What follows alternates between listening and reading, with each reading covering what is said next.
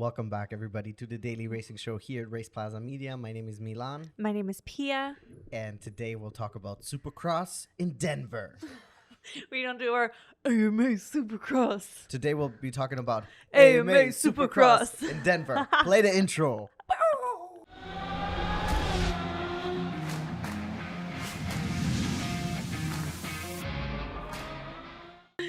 All right, this was insane. Yes, It was a great race. Yeah, it was a great race, especially considering where we are in the championship. It was the Yes. second to last race for our 250 SX West Coast boys, and Yep.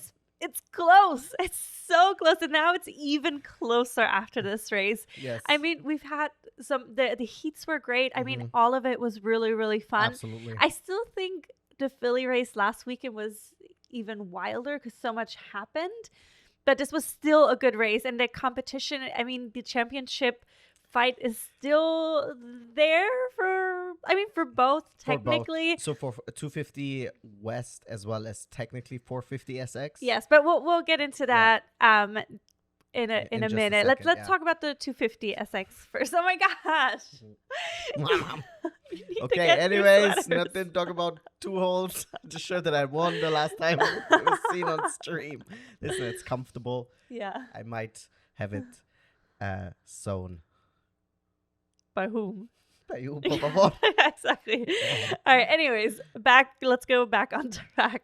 So we had our two heat races for both of the 250 SX heat races.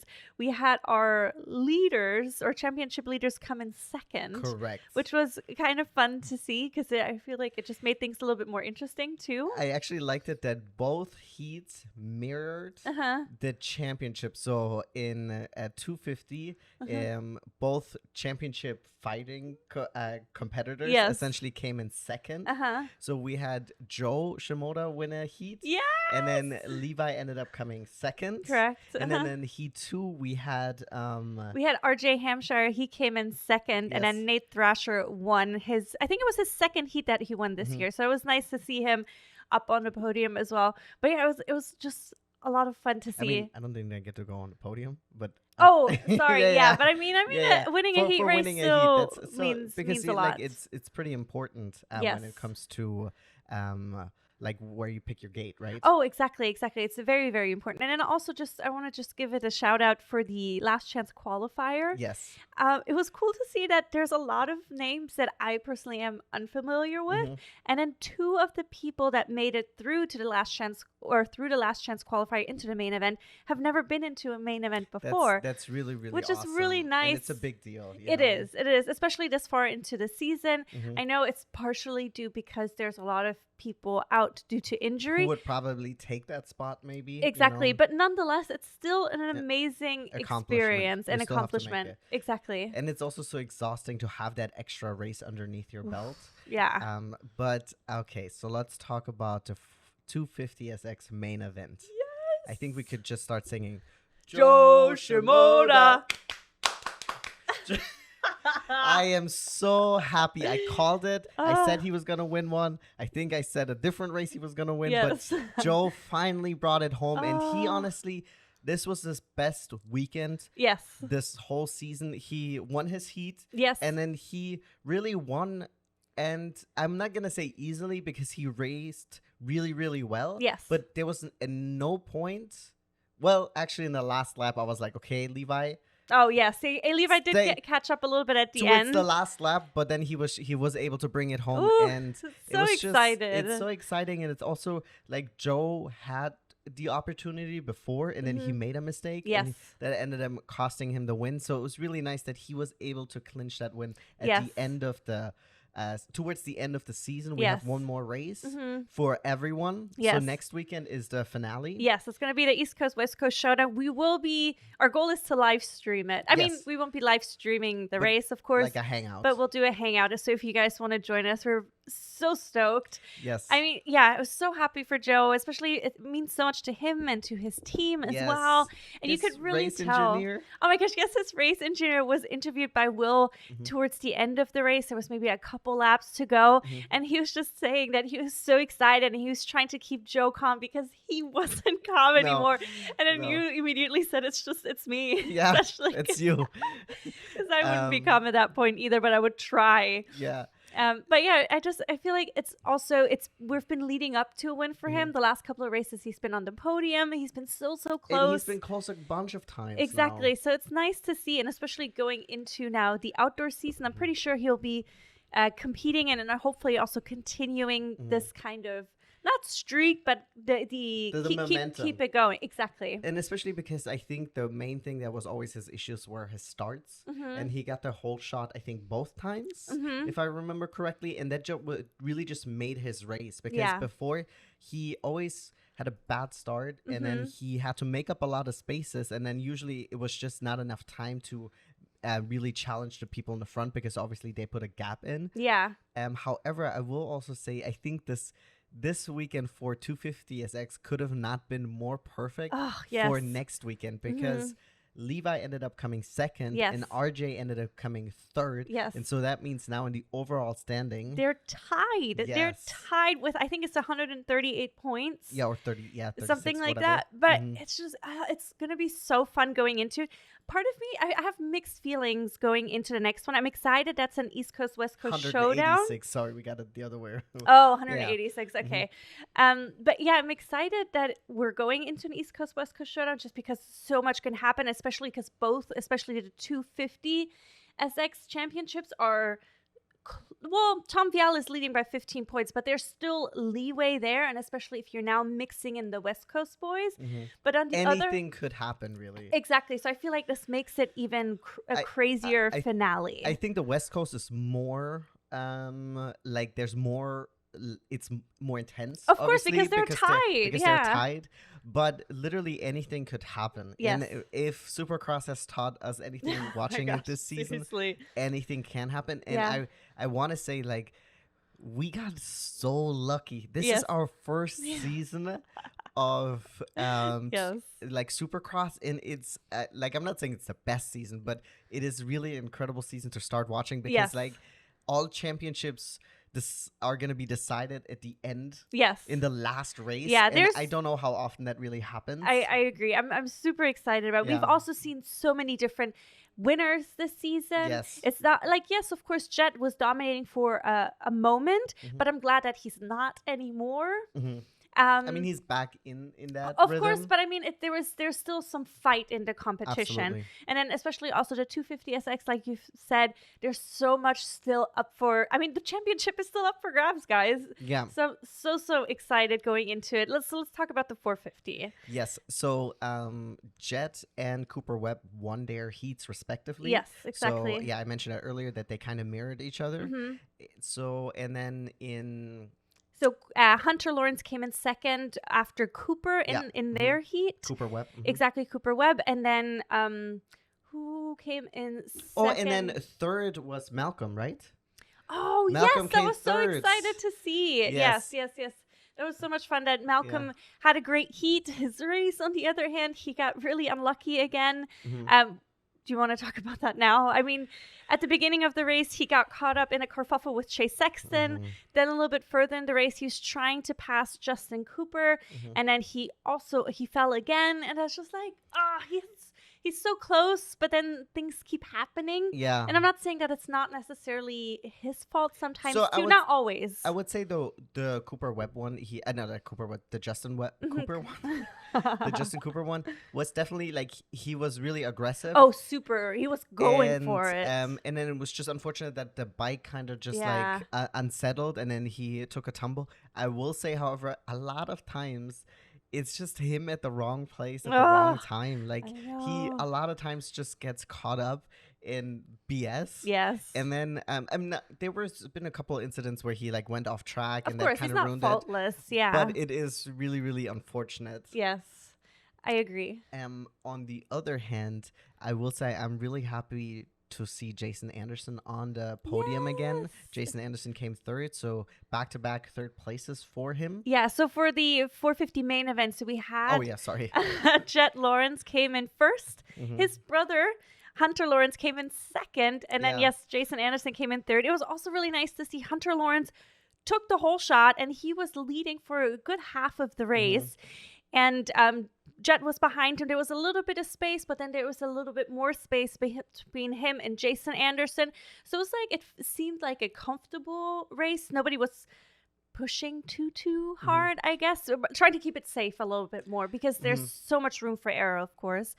But yeah, it was just nice to see. Eventually, Jet passed his brother.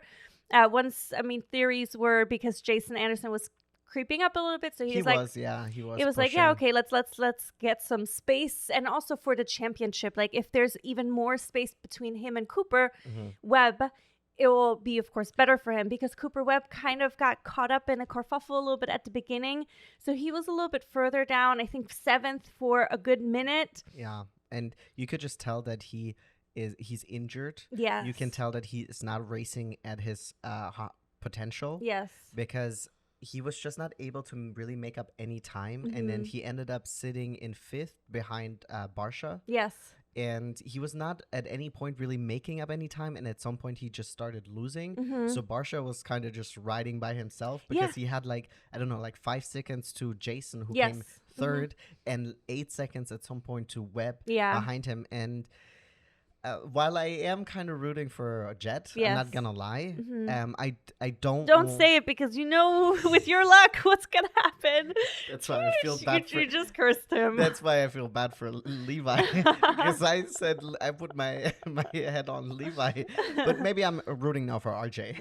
I mean, which is also not a bad choice, really. It is not, yes. But I mean, to your point, yeah, we don't wish Cooper anything bad. Cooper Webb, it's a bum to see, especially in his post-race interviews, that he's just a little bit defeated. He's defeated, yes. Yeah, and I mean, I wanted him to give Jet some because the one thing we don't want is anyone to run away with the championship. No. And yes, it's a 20-point game at this point, but Jet would have to essentially DNF for this not to be in his bag. Yeah, I mean, there's different variations, of course, that could play out for him to still lose it. But I don't most see likely, I don't see him placing so far back that it's 20 points. I agree. So even like the one bad race where he had and he fell down, he still ended up making up so many points because he's just so fast. Yeah. So either there is a malfunction with his bike and he's not able to drive on the limit or something like that.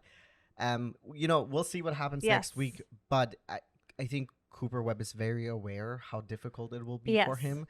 And you could just tell in his body language. And it's just so unfortunate because we wanted him to, like, if he would have won or at least come second, then it would have been a much closer fight. Much closer fight. And it's just unfortunate that they were not able, or they weren't as able to battle it out on the track. Yes. And it's as you want it to be, Exactly. So Jet Lawrence is still in the lead of the 450 SX Championship by 20 points, like you said, ahead of Cooper Webb.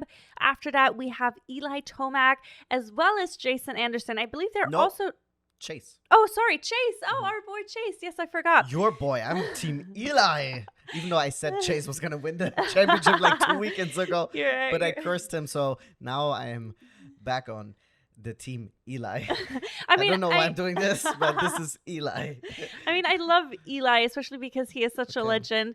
But I'm liking that I get to see Chase kind of have a resurgence because he had a little dip halfway through the season. Also because of his injuries, and then he also got caught into kerfuffles. He got hit. I mean, even this time at the beginning of the race, he fell down. He was at the end, at the back, and then he was able to ride his way up into the points, far into the points even.